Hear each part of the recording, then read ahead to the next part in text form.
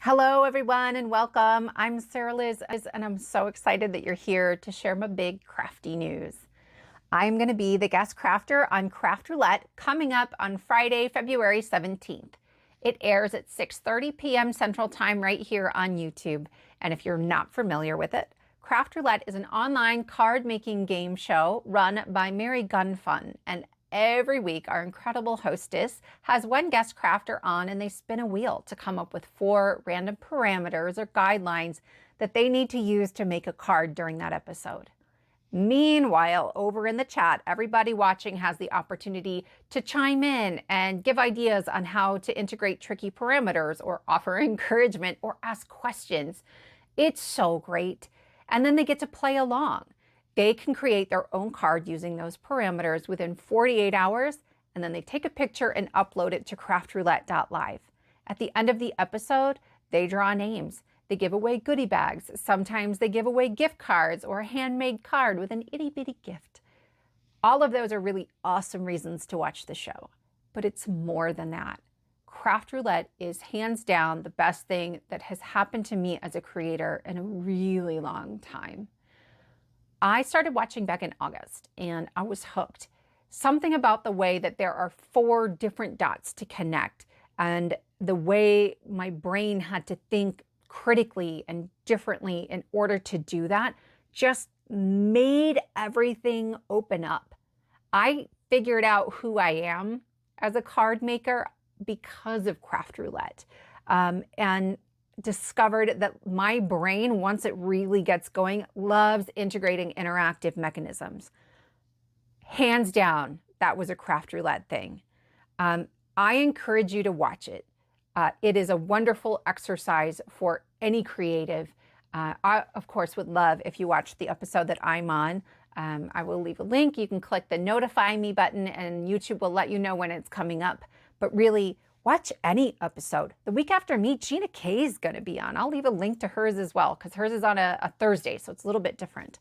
I also want to show you some of the cards I've been making and give you an idea of what kind of parameters there might be and how I integrated them into some of my favorite cards I've made in a long time.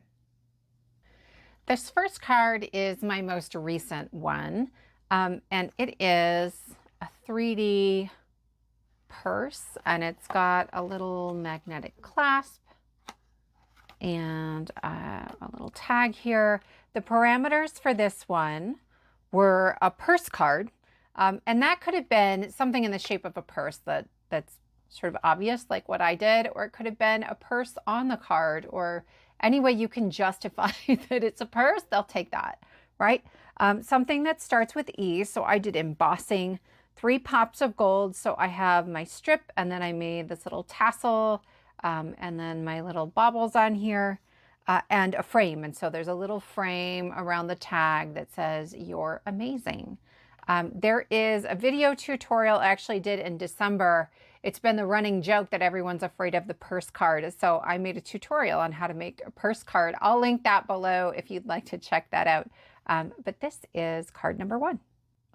This next card is also pretty recent, and if you looked at the February 2023 emergency card kit, this should look a little bit familiar with the diagonal cut, and then there's your emergency sentiment. This is downloadable, by the way, from January. I'll link all that below. But the parameters were a diagonal cut, a white background, which is hard for me, lights, so this one lights up. I don't know if you can see that kind of back behind there. I've got some lights, and off to the side. So my sentiment here is off to the side. I wanted to make sure I showed you some that weren't crazy interactive cards. For this one, the project was to create a card with a tag, and I don't have a tag die like that, so I just made my own. The colors were blue, green, +2. So I have blue and I have green, and then my pink and gray were my +2. And then for a best friend, so looking forward to the holiday parties we skip together, Introverts Unite, and then a stamped background. And so I don't know if you can see the sort of snowflake pattern on the background I stamped very lightly for that card. This is one of my very favorite cards from fall. The project was a card with patterned paper that's here in the background, wintered colors, and I liked these cool tones and the sort of muted hues. Pretend, so the word believe, and paper strips. And so this little bauble is made out of strips of paper that I have then punched out with a circle punch. And this guy lifts up. This is from a die set that's supposed to be a barrel full of apples. And I love how Craft Roulette made, like, immediately I was like, oh, well, let's just put some ornaments in that barrel.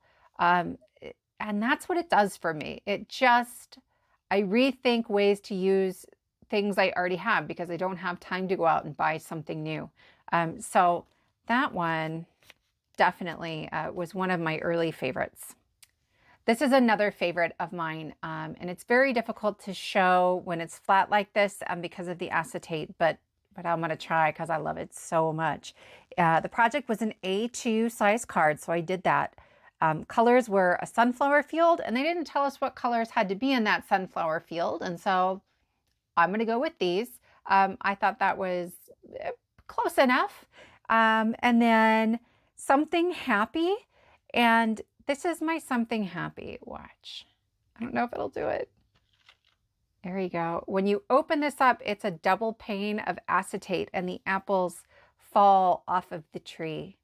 And I just thought that is so joyful in so many ways. The idea of picking apples, the idea of an interactive card, that's my happy place. The unusual color for me was the pink apple, or the teal flowers. Maybe they're not that unusual, but I claimed it. And that's how Craft Roulette works. And so this one was one of the very first, like, real crazy interactive cards I made. For this one, the project was 3x3. And so instead of making a 3x3 card, this piece of my card is 3x3. The colors were yellow and red. And so you're allowed to mix in white and black to change your red. So that pink is part of my red. Spicy, and that's my sentiment. Back off, sprinkles. Today is not the day. I will shank you with my horn. And then thread or twine. And so there's like a little sort of bow in her hair out of some like baker's twine. This one was hard for me. I was trying to figure out how to incorporate the parameters and still make a card that I really liked. The project was tic-tac-toe. And so my tic-tac-toe, there's like little X's and O's in the corners here. Violet, red, +2. And so my violet is sort of in these purple hues. My red is the pink. My +2 is the gray and the white. Your neutrals you get for free, but I chose to count them as my +2 here. Leaves are up here, and then some fringe. And actually, I love this little tassel. I had never made anything like that before, and I like it on here. So just another example of how, like, it helped me make a card I like even better than I otherwise might have. I have a video for this one, and I really like it. This is an ornament card, and the ornament comes off. It's magnetic, so you could stick that on your fridge. The project was a mini slimline. The colors are red, so that's my pink, blue, green for my ornament, +1, and I'm using my grays, my neutrals, as my +1 here. The element was sheet or sheets, and so I printed a sheet that I put in the background here, and the random element is 2-toned. So I actually have 3 tones here. That's allowed. You can go beyond. You just have to meet the minimum requirement. And I'll link the video for this one below. So here's another one that is a little bit bananas. The project was to create a spanner card, which is a card where something spans across the card. And for me, the piece that spans is right here. This little piece spans across my opening. The colors are vintage. The element is outside. And so flowers for me are outside. And you needed to also include a textile. There was originally a bow on the top, and somewhere in my box, the bow came off. But that was my textile. I had a little bit of ribbon on the top. I still wanted to show it to you. This actually is a trifold card, so it opens all the way up, and you still have like a place to write on the inside. And I've used that sort of magnet idea again. Okay, this one is a lot simpler. The project was a card for someone special. So it's a birthday card, and I have someone in particular in mind for this card. Christmas tree was our color rule, and the chat in the chat box was that really anything could be on a Christmas tree. And so these are my Christmas tree colors. I thought that would make a really pretty tree. A wreath. And it's kind of hard to see because the happy birthday is in the middle of it, but this is a turnabout stamp from Concord and Ninth. So it makes like a circle of these polka dots, a wreath of them, and hand-drawn border. And so I added my little border. That was hard for me. I don't know that I'm 100% happy with that, but it made me try something new. And I kind of want to remake the card and do a different kind of border so that I find a way that I do like it. So that's on my to-do list. All right, this one's a little bananas. The project was double tag, and so there are 3 little tags hanging from our pot that say "Stay Fabulous." The colors were 2 greens, and I have sort of the shade of green from the leaves, and then there's like a blue-green in the background, and then +2, so that's my pink and my blue. The metallic and the white are neutral, so in the black, you don't have to count those. The element was a shelf or shelves, and that was hard for me because I didn't want to just make it boring. So this one pops up, and then that's a band box. So this folds flat into your card, and when you take it out, it pops open. There's a little rubber band in the mechanism in there. I love this one. I had put this together. It was part of the die add-on from one of the card kits that Spellbinders had sent me. And I was like, I don't know that I love this pot. I don't really know what card it goes on. And then I made this one, and I was like, oh my gosh, this is awesome. So I'm super thrilled.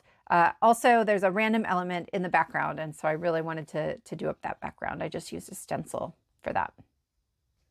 For this one, I had to get super creative. The project was a bookmark, and this little bunny comes off the card. He's on there with some removable adhesive, and you can slip that between the pages of your book as your bookmark.